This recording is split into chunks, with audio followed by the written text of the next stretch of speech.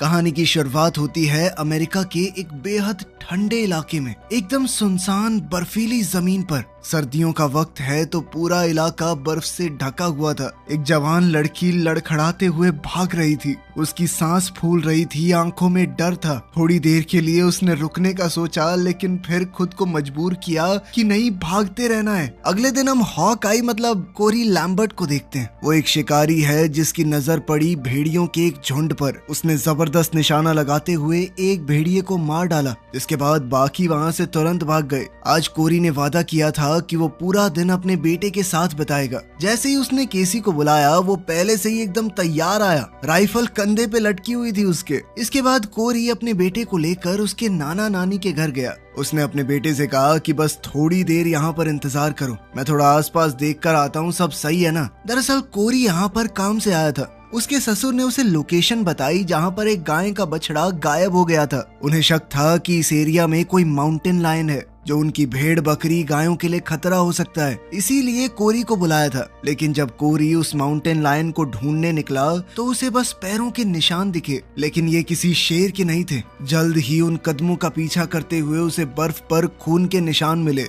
उसने अपने बैग से कुछ खास कपड़े निकाले, पिस्टल अपने हाथ में ली और ध्यान से कदमों को फॉलो करने लगा। ये वही रास्ता था जहाँ से वो लड़की भागी थी। अभी उसके पैरों के निशान बर्फ से ढके नहीं थे। थोड़ा आगे जाकर निशान कुछ ऐसे हो गए कि कोई बड़ी मुश्किल से चल रहा हो। कोरी धीरे धीरे खून के निशान फॉलो करता रहा। थोड़ी आगे जाकर उसे वो लड़की मिल गई। वो बिल्कुल शांत पड़ी थी, पैर नंगे, जिस्म जम चुका था, मुंह में खून और बर्फ जमी हुई थी। कोरी ने तुरंत इमरजेंसी मदद के लिए कॉल किया। FBI को यहाँ तक आने में टाइम लगने वाला था क्योंकि रोड बहुत खराब है, हर तरफ बर्फबारी हो रही है। ट्राइबल पुलिस के चीफ बेन ने कहा कि बॉडी को हिलाना मत जब तक कि FBI के ऑफिसर आके साइट की छानबीन न कर लें। लेकिन कोरी बेचैन हो गया। उसने कहा कि बर्फबारी तेज हो रही है, जल्द ही पूरे निशान गायब हो जाएंगे लड़की के, कि कहां से भागी थी, कहां से आ रही थी वो। उसने बेन से परमिशन मांगी कि वो अकेला छानबीन कर सके, लेकिन बेन ने मना कर दिया। कोरी उस लड़की को जानता था, ये बॉडी नैटली की ही है, लेकिन बेन ने कहा कि ढंग से जांच करने के बाद ही कंफर्म करेंगे।